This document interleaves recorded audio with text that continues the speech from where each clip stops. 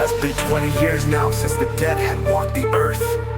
The living have finally come together to put an end to their eternal hunger. What is most important to understand is why they did not die and why they continue to consume the flesh of the living. It is rather confusing at first, especially to see someone you love as a walking corpse. That corpse is, however, no longer your loved one, and there is no bringing them back. They spread like a disease, plaguing the world and massing together as a united force in an attempt to end all life. Yea, though we walk through the valley of death, we no longer fear evil, for in my hand is a blade, and in my heart is the will to live. Father Simon Antos was just a preacher for a Southern Christian church in the United States. I met him 5 years into the plague. Everyone had lost so much and so many. I had asked him why he thought this has happened. With his best smile he replied to me, because demons cannot possess the living for long periods of time. He turned towards the statue of Mary in the back of the church. I am afraid that they will not stop until the last demon has been freed from hell. Turning back to me, he continued, son, when that happens, Satan will no longer be bound to hell, and all of God's children will be no more. The desperation in his voice was nearly bringing me to tears.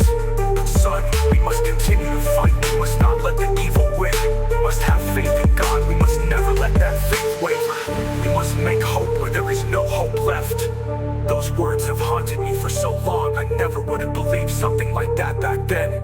There had to be some scientific explanation of what was going on in our world. I had never found religion, but as Father Antos told me, it does not matter if you believe in God, my son, God believes in you. Still, with my arrogance, I chose not to take his words to heart. Stay true to my belief that there could not be a God who allowed something so terrible to happen, not just to one person, but to all of humankind. It took me up to his death to realize that what he said to me was true, and that what was really important was not letting evil win.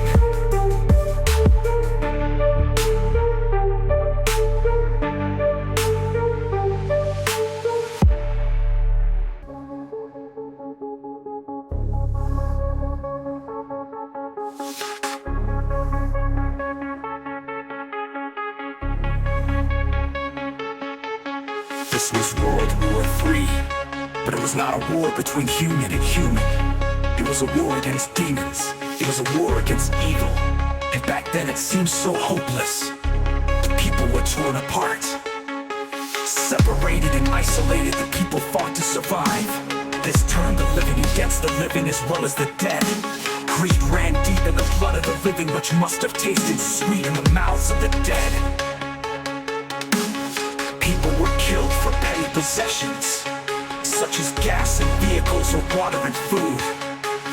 People would take arms and ammunition, and none could see past their own losses, that they had lost faith.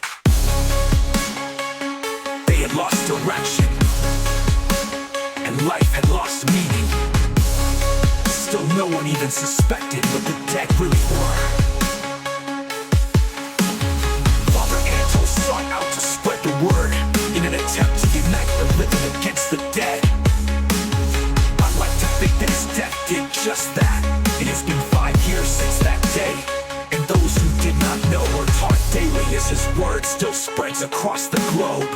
I also like to believe that this was what ended the hostilities between the living and gave us all hope. We could once again have a civilization where the demons no longer walk amongst us. A world with no more fear. Father Antos was set to broadcast his speech on what the world was up against. The radio waves spanned the globe from the broadcasting center. People still play recordings of the speech to this day. It was the scariest fate anyone had ever heard in their lives. As he prayed for the world, a single demon had made its way inside the recording booth. It spoke, "You will not stop us. You are too late."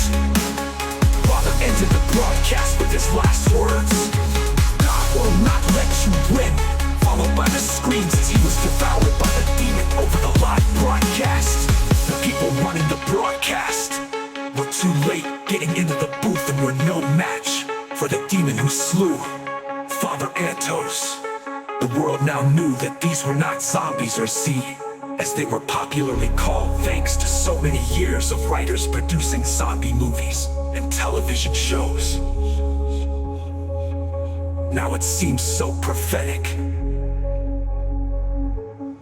When I arrived at the studio, I faced half a dozen of these demons who now possessed the crew as well as Father Antos.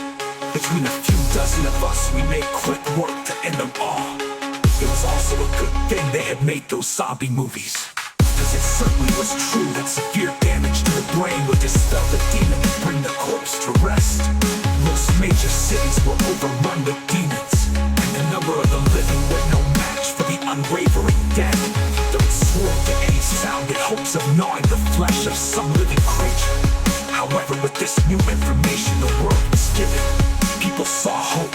They united for the first time since the outbreak, and the only hostilities were to the demons which plagued our planet.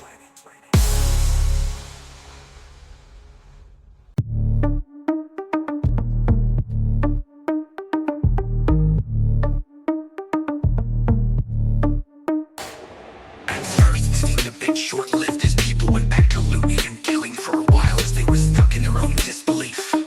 I heard some calling the broadcast a hoax and a fake. With the lack of power around the world, it was impossible to spread. Cantos word through television and beam that radios across the world were running on batteries, and there were several radio stations even broadcasting music during what was surely to be called the apocalypse. It was most likely this would be the best way to spread the news and hopefully bring more back to the side of good. Now don't get me wrong, there are still bad people in the world, there is still disbelief. But the numbers left of it seem so insignificant with the numbers of those coming together to rebuild this world. For people wanted to be the leader of anything, I was a follower, or more accurately, an observer. I like to help, but I've never felt comfortable telling anyone else what to do.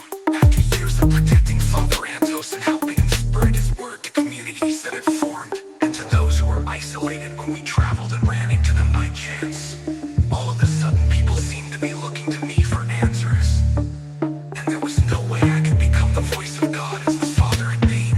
I had come to believe in his dream. I wanted to support him any way I could, but to take his place was never within my heart. I would have to find someone else who had his kind of faith. That reminds me I haven't properly introduced myself. Have I parents have to thank?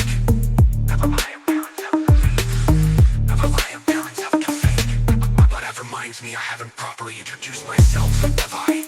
I'm Kevin Mooney, but everyone just calls me Money. I grew up in Denver, Colorado. My family was originally from Alabama, which is where I had met Father Antos for the first time. My grandparents had retired down to Tampa, Florida, and after my dad died, my mother returned to Alabama.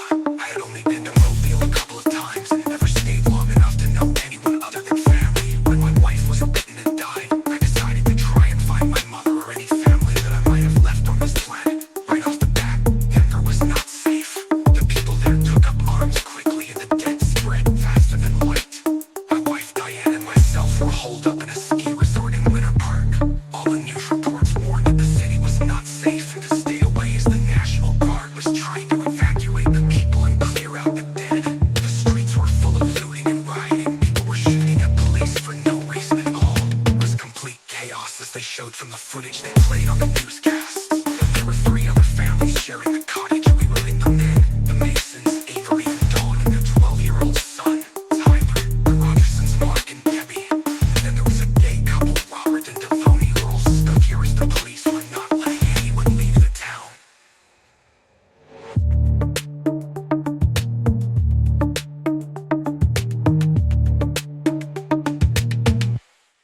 And to build this world.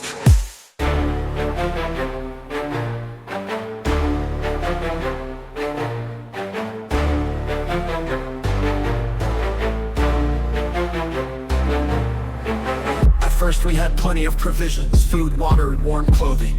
We had a nice stockpile of gas for the emergency generator outside of our cottage. It wasn't more than a couple of days before people started to riot here as well. That was when Mark and Debbie left. It was lucky everyone in our cottage got along famously, and we all chose to sit it out as long as we could inside. The police became overrun by crowds of people demanding to leave, and poor Tyler spent a lot of time in the closet with his hands over his ears trying not to hear the screams. With the gunshots down the hill from our cottage, Robert and Devoney were pacifists and were likely just as terrified as Tyler. However, Avery was a retired Marine and had brought in guns and ammo from his car before the tension came to a head. I myself am not a gun person or ex-military, but I do know how to shoot as well as hunt for food if it were to come down to that. The location of the cottage was uphill from all the other cottages.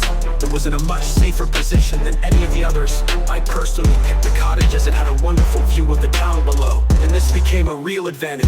Diane and Dawn were as much pacifist as the others, but they were ready to pull their weight if needed. They spent quite a bit of time in the kitchen preparing food for everyone, and they really bonded during this time. I think if she had lived, Dawn would have been her new best friend. After about a week, things finally quieted down and the gunshots became scarce as well as the screams. It appeared those who were determined to leave had pretty much left. By this time, there was no longer any TV broadcast. Luckily, there was a large DVD movie library for everyone to enjoy. By this time, Robert and Devoney were getting antsy and determined to leave as well. We still had a radio, and they were still broadcasting on several stations. Avery had a CB in his vehicle and managed to wire it up in one of the rooms with a couple of speakers and would sit up there and listen to whatever he could find over the CB.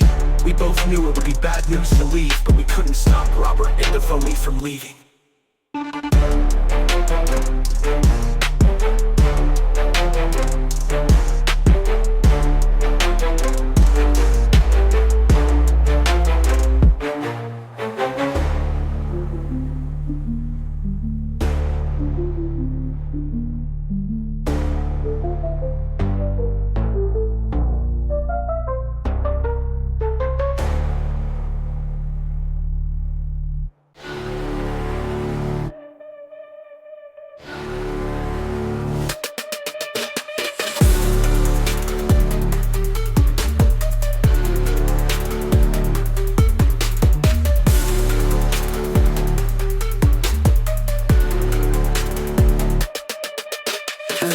Well, that should mean our provisions will hold out quite a bit longer. I think we all had a little laugh over that after the couple had gone. As they drove off in their black Toyota Prius, I had wished them luck. They said they were gonna try to get back into Denver and see if they could locate any friends or family. By this time, cellular service was offline, and the internet was barely navigable anymore. Pages would take forever to load, or would load, or would not load at all. Avery and myself had both agreed that we should stay as long as we could, and both of our wives agreed. None of us had heard from any family, or were we able to contact anyone since the original lockdown in the city began. Midway in the second week, the power went out through the entire city right during the middle of the night. I swear I'd never seen anything so dark before in my life. I helped Avery get the generator started, and after the lights came back on, I noticed that there still were no lights down in any of the cottages below. We thought maybe everyone had evacuated and thought nothing of it at all after that. When everyone was getting ready to turn in for the night, the generator started making a loud banging noise like someone was hitting it with a baseball bat. Avery grabbed a gun and I followed him out with a flashlight. As we came around to the back of the cottage, there was a man standing there next to the generator. He was probably in his early 20s, wearing a ski jacket that looked like it had been ripped to shreds and was dripping in blood. His face was cold and clammy looking, and his eyes had no color at all. Upon seeing us, he immediately started for us, and that was when Avery shot his gun. A bullet straight to the forehead dropped him to the ground. Avery walked over and kicked at the corpse. I told him, leave it be, let's get back inside. He agreed and we quickly slipped into the house. Everyone was too scared to sleep. After a bit of discussion, we decided that we need to turn the generator off at night and only use it during the day, or as little as possible, as it may attract more of the dead. Together we made our way back outside to the generator and cut it off. As we got back inside, the girls had started lighting candles around the room so that no one would get hurt walking through the cottage. Tyler was so proud of his dad for killing the dead man that he spent the rest of the night hugging and climbing all over Avery. It was early morning just before sunup, before we all just fell asleep. That is all but Tyler.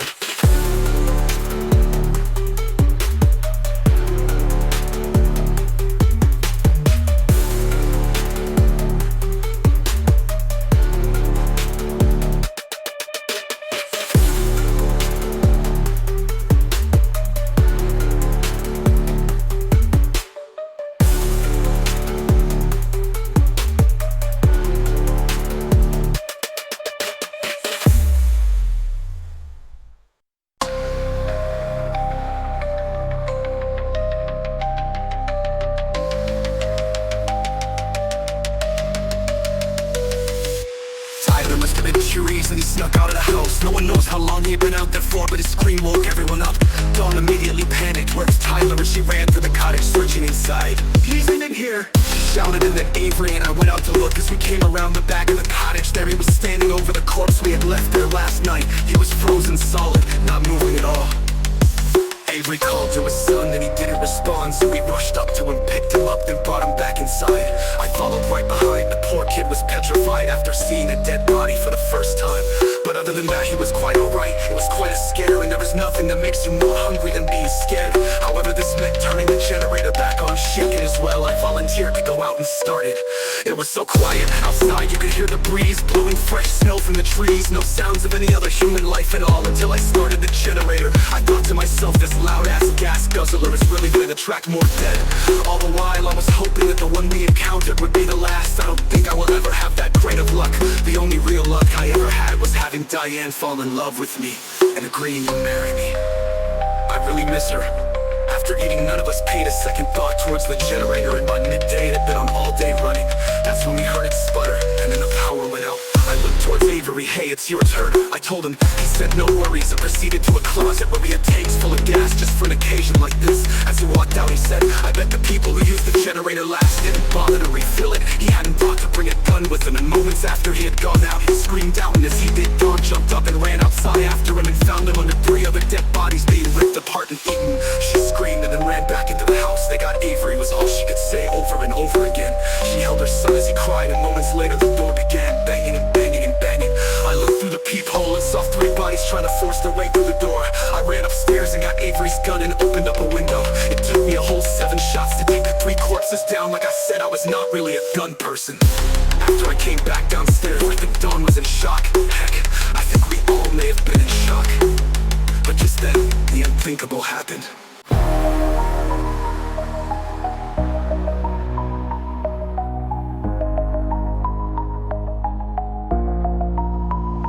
Tyler screamed, I want my daddy, and he broke free of his mother and went straight out through the door, his mother right behind him. I tried to hold Diane back, but she knocked me flat onto my back to break free. Tyler found his dad around the corner and ran right to him, not realizing was no longer his father, or that he was dripping blood as he stood there. Immediately Avery grabbed Tyler and he started to feed. Dawn caught up, but it was too late, and Avery turned after her as well. He got a hold of her neck and you could hear her screams drowning in blood. As Diane caught up, Tyler had gotten up and started walking to her while Avery was making a meal out of his wife. Unfortunately, by the time I had gotten there, Tyler was making a meal out of my wife. I ran back into the cottage, knowing there was nothing more I could do. I went and reloaded the gun, and from the second story shot Avery, Dawn, Tyler, and my own wife, Diane. After I had put them all down, I dropped to the floor, bawling my eyes out. I don't know how long it lasted. In fact, after the tears stopped, I sat in silence and have no idea how long I had been sitting there. It wasn't until I had blinked my eyes and saw nothing but black that I had thought of anything else other than what just happened. It was late and it was dark, and here I was all alone on the floor. I tried to move, but everything felt like it was in slow motion, and I could not remember where I was or where the flashlight was. I am not sure how long it took before I just laid on the floor and fell asleep. The next time I opened my eyes, there was light coming through the upstairs bedroom window. It was freezing cold and the window was wide open. I closed the window and made my way down the stairs and checked that the door was locked. It wasn't, so I immediately locked it. I made my way to the kitchen and turned on the radio. I couldn't get anything on the radio from one end of the dial to the other on AM or FM, complete radio silence. So I thought to check the CD in the room upstairs that Avery set up. As I got there, I realized it needs power to work.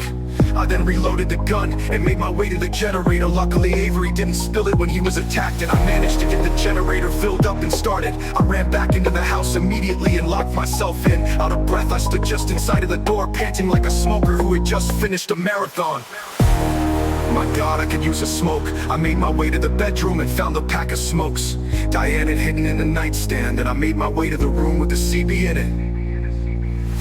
I lighted up the cigarette and sat at the controls and turned the thing on. I heard nothing but static through each of the channels. I turned it back to channel 9 and just left it on with the speakers turned up in case someone did speak up.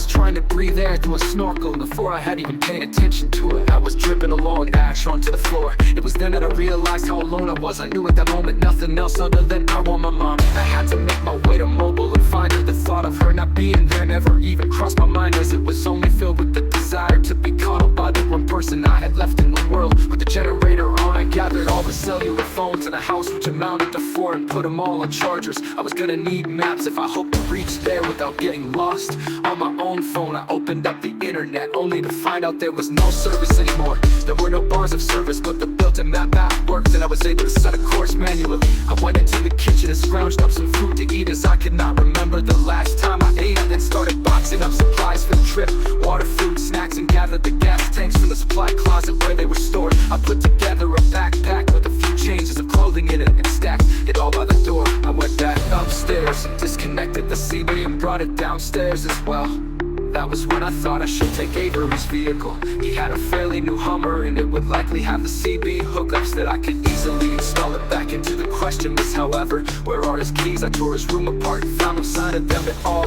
Then it occurred to me that I may need to go check his pockets as quietly as I could. I crept out of the house and made my way back to where I had shot him. The snow was red like a cherry snow cone all around him, and his intestines were hanging out of the front of his jacket. I took a moment and turned the generator off so not to attract anymore. Then carefully checked his pockets. I finally found them in an inside pocket of his jacket, and as I pulled them out, they jingled nervously. I fled back into the cottage. Now I had to plan on how to get down to the pocket structure. It was a good 100 yards to where the cars were parked, and I had quite a list of supplies to move. I loaded the gun and grabbed another gun from his gun case, which was already fully loaded. That was when I noticed Tyler's sled. I brought the sled downstairs and took it just out the door, set it in the snow, and began loading supplies as cautiously as possible. When I finished, I took the rope on the front of the sled and pulled it slowly behind me on the way to the parking structure.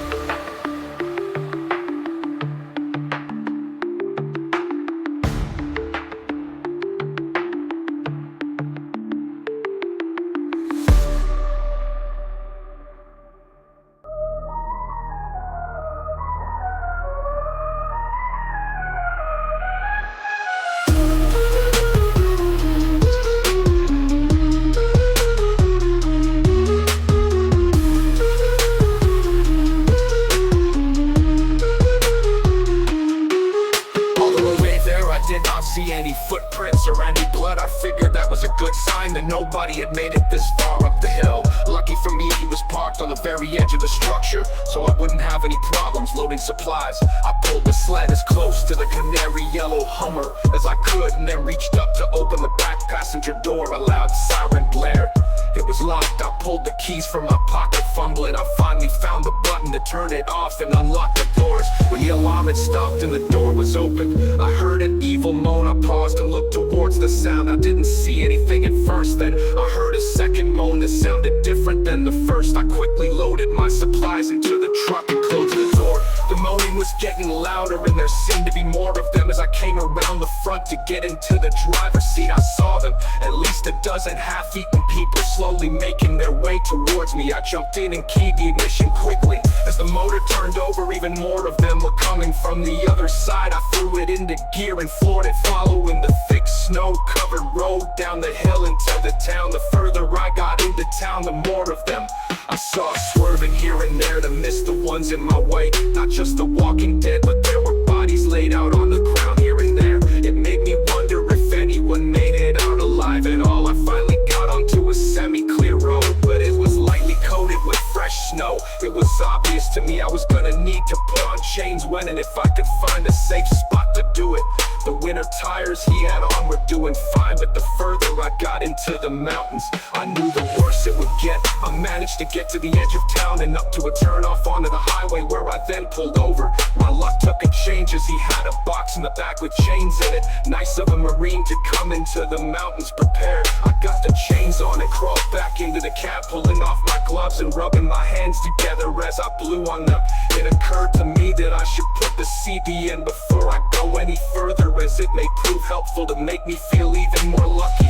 The CD had a designated mount and the plugs were right there. I plugged it in and turned it on, making sure I was on channel 9. I was now ready to make my descent back down to Denver. About a quarter of a mile down the road was Robert and Devoni's black Prius crashed on the side of the road. I slowed to a crawl as I passed it, looking for any signs that they were still there. There was nobody inside that I could see. About another quarter of a mile down the road, I found them dead, walking down the middle of the road. I swerved to miss them and kept on going. The entire trip into Denver was full of crashed cars, and every so often I would pass dead people walking down the road. Other than that, there was no traffic at all whatsoever.